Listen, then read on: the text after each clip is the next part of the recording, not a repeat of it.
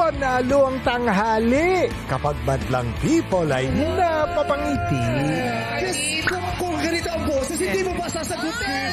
Pang nakarana, maririnig ka na mga nana. It's showtime! Sana akong hihingin pabor sa'yo. Pabor? Kapal naman ang mukha mo. Zoe, hindi ko nakuha si Lynette.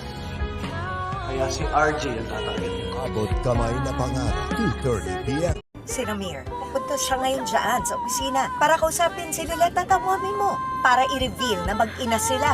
What? Patricia ba yun? Lilette Matias, attorney at law. Ngayong Miyerkules, mga paandar na kwento at patawa from two of the industry's funniest ladies, Mitch Valdez and Nanette Inventor, live sa Fast Talk with Boy Abunda. Pinuhos ko ang buong buhay ko sa pusan. Tapos tatalikuran lang nila ako. Napasok na ng Voltes team ang kampo ni Zardos. Nasaan si Ned Armstrong? Saan mo siya dinala? Hindi ako naging general ng Busan para magpasindak lamang. Voltes 5 Legacy. Nasaan silang dalawa ngayon? Huwag mo nang pagtakpan ng boss mo. Alam ko na ang lahat. Harap-harapang nahuli ang kalokohan. Pero itatanggi pa rin ang kasalanan.